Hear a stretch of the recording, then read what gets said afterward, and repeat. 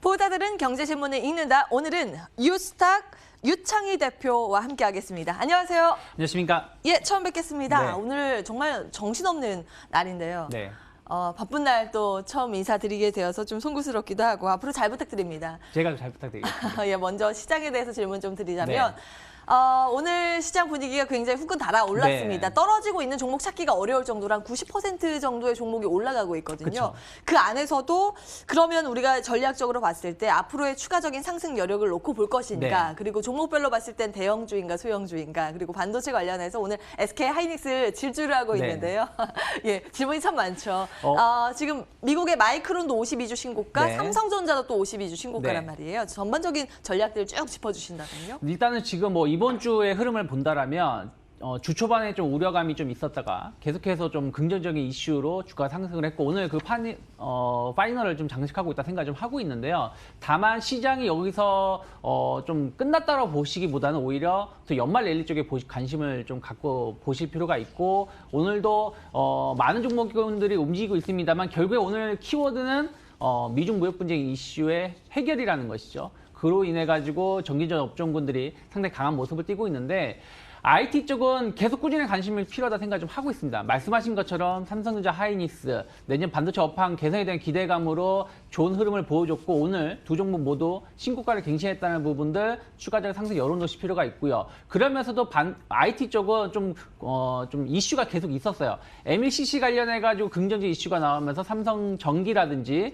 사막 콘덴서 등 관련된 기업들이 계속 좋은 흐름을 보여줬었고 또 카메라 모듈 뭐 스마트폰 관련해 가지고도 LG 이노텍을 필두로 해가지고 강세를 띄었기 때문에 꼭 미중무역 분쟁 이슈가 아니라고 하더라도 전기전자 업종군들은 강했다는 부분들 체크를 하시면서 대응하시면 좋겠고요. 그러면서 미중무역 분쟁 이슈가 해소가 되면서 또 SOC 관련해서 그러니까 뭐 어쨌든 경기 부양을 할 가능성이 높고 그렇다면 SOC 투자가 좀 늘어날 수 있다는 기대감인데 그러한 것들이 결국에 이제 인프라 투자 관련된 종목군들 기계 장비라든지 철강 등 산업재 쪽에 좀 주목이 되고 있다는 것이죠. 그래서 그런 쪽도 오늘 강한 흐름이 이어지고 있다 보시면 되겠고요.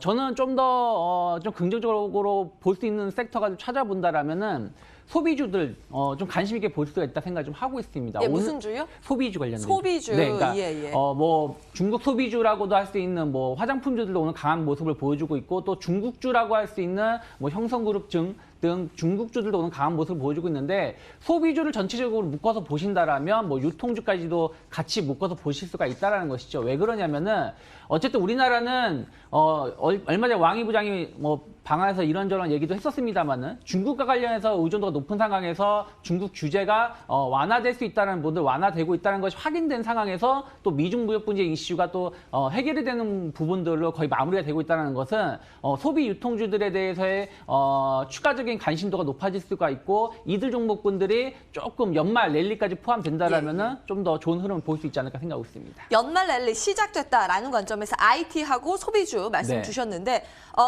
제가 앞서 질문 드린 것 중에 하나가 빠졌어요. 대형주랑 중소형주 둘 중에 하나 고르신다면? 일단 저는 두 섹터 잘 가겠지만 일단은 좀 대형주 쪽으로 해요. 최소한 대형주 다음 쪽으로. 주까지 좀 더 갈 가능성이 높다 생각하고 있습니다. 그럼 IT 내에서는 반도체, MLCC 둘 중에 하나. 저는 일단은 MLCC 쪽이 좀 더 갈 수 MLCC. 있지 않나 생각 좀 하고 있습니다. 예, 종목은요? MLCC라면 결국엔 삼성전자라든지 좀 뒤늦게 올라오고 있는 사막 콘덴서도 충분히 좀 공략해 볼 수 있지 않나 생각하고 있습니다. 예, 삼성전자, 삼성전기죠. 삼성전기, 예, 삼성전기, 삼성전기. 사막 콘덴서, MLCC에 주목하고 계시고 중소형보다는 당분간은 대형주 쪽으로 매기가 집중될 가능성이 있다라는 부분 시장에 대한 코멘트 정리해 보겠습니다. 자, 그러면 이제 본격적으로 네. 신문 읽어보겠습니다. 첫 번째 신문이요. 두산 관련 이슈입니다.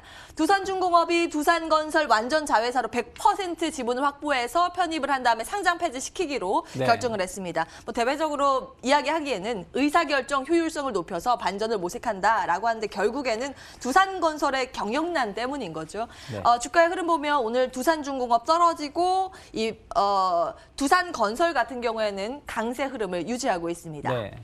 전략적인 측면 검토해 주신다면요?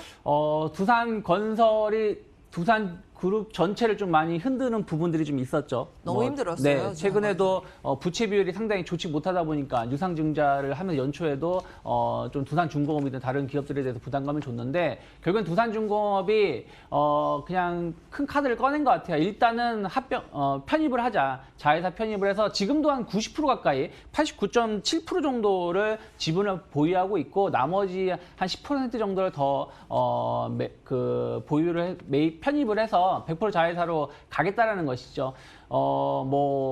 그 편입 비율은 두산건설, 두산중공업 4대1 정도 비율이라고 보시면 되겠고요. 그것 때문에 이제 두산건설이 상승을 좀 하고 있고 두산중공업은 약간 부담감으로 좀 약세를 띠고 있는데 저는 두산건설 예전에는 상당히 좀 긍정적으로 좀 봤었던 건설사였죠. 하지만 일산 두산 위브 더 제니시스가 대규모 미분야 사태를 이뤄진 다음부터 경영이 좋지 못했던 상황이었고 지금 시공 능력도 26위까지 작년 대비해서 6단계도 아래로 떨어진 상황에서 두산중공업하고의 어떤 편입이 된다고 하더라도 시너지 효과를 엄청나게 내기 힘들다 생각을 좀 하고 있습니다. 그래서 단기적으로 두산건설은 조금 더 올라갈 수 있는 여지는 있겠죠. 이미 편입 비율이 나왔기 때문에.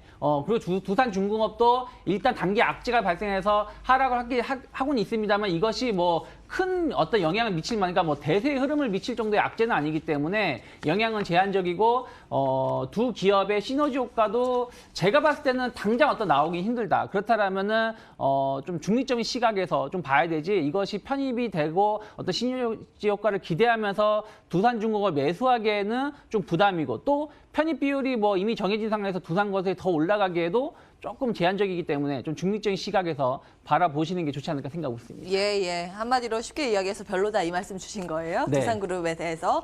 평가 체크해봤고요. 다음 기사 보겠습니다. 혹시 이어폰 어떤 거 쓰세요? 저 무선 이어폰 쓰고 있어요. 어떤 무선 이어폰? 저는 삼성 거 삼성 쓰고 거. 있습니다. 이건가 봐요. 검은색. 요거는 아니고요. 저는 이제 1년 정도 지난 모델 쓰고 있습니다. 이거 아이팟이라고 하네요. 이거 네. 아이팟이 원래는 하얀색이었는데 네, 처음 하얀색. 나왔을 때 그 콩나물 줄거리 네. 아니냐 막 이런 비아냥도 있었는데 굉장히 많이 팔린다고 해요. 그리고 이제 삼성 네. 제품들도 마찬가지고요. 이 무선 이어폰에 대해서 판매량이 매년 2배 가까이 성장세를 이어가고 있어서 과연 수혜주 무엇이 될 것인가라고 거론되는 것 중에 하나가 ITM 반도체. 이 종목은 사실 상장된 지 얼마 안 된 아주 따끈따끈한 새내기주인데요. 2차 전지 시장의 새 수요처가 이 무선 이어폰 쪽으로 나오면서 그러니까 2차 전지가 아주 작은 이렇게 만들 수 있는 기술력이 이제 필요한 건데 그 기술력을 가지고 있는 쪽이 국내에서는 삼성, SDI 그리고 ITM 반도체 쪽이 부각이 되고 있습니다. 보호회로 패키지 매출에 대한 기대감이 형성되고 있는데요. 좀 진단해 주실까요? 무선 이어폰이 작년마다도 한 4,600만 대 정도였다고 하고요. 예. 올해는 한 1억 2천만 대 정도 예상을 하고 있습니다. 내년에 2억 3천만 대인데 왜 내년에 폭발적으로 늘어나냐면요. 기존에 쓰는 사람들을 보니까 좋다라고 해서 쓰시는 분들도 있고 제가 이제 1년 반 정도 됐는데 배터리 용량이 좀 떨어지다 보니까 이제 좀 오래 사용하지 못한다는 것이죠. 그래서 또 그 교체되는 해가 또 내년 정도가 된다는 것이죠. 그래서 내년에 한 2억 3천만 대 정도 예상하고 있고 무선 이어폰 시장은 계속 커질 수밖에 없겠죠. 왜냐하면 2억 3천만 대라고 하더라도 스마트폰 판매 시장에 비교하면 상당히 적은 것이기 때문에 그래서 이쪽에 대해서 관심도가 높고 독일의 바르타 같은 경우는 상당히 시가총액이 높아지는 부분들 올해도 매출이 3억 3천만 유로로 조금 더 예상치보다 좀 더 높게 형성되는 게 있는데 국내에서는 어쨌든 이쪽과 관련해서는 삼성 SDI하고 방금 말씀하신 IMT 반도체라는 것이죠. IMT 반도체가 아이폰 11의 제품을 공급을 좀 하고 있고 에어팟 프로에도 좀 관심도가 높고 최근에 베트남 공장을 증설하고 있고 이것이 모두 애플 쪽으로 물량을 담당을 하고 있다는 걸 본다라면 저는 무선 이어폰뿐이 아니라고 하더라도 최근에 아이폰이 시가총액이 우리나라 시가총액을 뛰어넘는 흐름을 보여주면서 애플주들이 강세를 띄었던 것처럼 IMT 반도체는 그런 부분들 같이 묶어서 보신다라면 저는 중장기적으로 봤을 때 충분히 추가적인 상승 기대해 볼 수 있지 않나 생각하고 있습니다. 예. 가격 전략 어디까지 좀 보면 좋을까요? 일단 최근에 조금 올라온 부분들이 좀 예. 있는 상황에서 전 단기적으로 본다고 하더라도 좀 중장기적으로 본다라면 43,000원 정도까지는 좀 무난한 상승을 좀 보여줄 수 있지 않을까 생각이 좀 하고 있습니다. 43,000원까지 1차적으로 일단 잡아주셨습니다. 급증하는 무선 이어폰 시장에 대한 수혜 ITM 반도체가 가질 것이다라는데 공감해 주셨고요. 마지막 기사 보겠습니다. 녹십자 레셀 소식입니다. 지금 신약 유효성 발표를 미국에서 하면서 주목을 받고 있는데요. 시간이 없어서요. 좀 진단해 주실까요? 네, 이게 뭐 동물 실험 이제 임상 실험 전에 비임상 실험을 한 것이고 뭐 이제 녹십자 레셀의 제품하고 독일 바이오 모포시스 제품하고 이제 결합을 해서 이제 치료를 하는 부분들인데 좀 항암 치료에 좀 개선이 있다라는 평가가 나온 것 같아요. 그러면서 좀 긍정적인 이슈로 좀 녹십자 레셀이 좀 상승을 좀 하고 있는데 저는 뭐 이게 아직 비임상 실험, 동물 실험이라는 것이고 그리고 어떤 결과치가 나오기엔 조금 더 데이터가 좀 필요한 부분들이 좀 있다. 그리고 이런 이슈들이 이미 좀 주가에 좀 선반영된 측면이 좀 있기 때문에 오늘도 보면은 다른 기업들 뭐 일상 성공이나 이상 성공보다는 좀 덜 오르는 흐름을 좀 보여주고 있다는 것이죠. 그래서 긍정적인 이슈가 나왔습니다만은 이미 좀 반영됐다는 거 본다라면 저는 뭐 추가적인 상승이 나온다고 하더라도 제한적이다. 한 37,000원 정도까지는 추가적인 상승이 나올 수 있겠습니다만은 이거 하나만 보고 좀 강하게 투자를 하기에는 조금 부담스럽지 않을까 생각을 좀 하고 있습니다. 예. 녹십자 랩셀에 대해서는 중립적인 의견 챙겨보겠습니다. 오늘 첫 출연이었는데 제가 너무 폭풍 질문을 쏟아내는 건 아닌가 싶은데 평소에는 이렇진 않아요. 네. 네, 다음 주에 또 좋은 모습으로 뵙겠습니다. 유스탁 유창희 대표와 함께했습니다. 말씀 고맙습니다. 고맙습니다.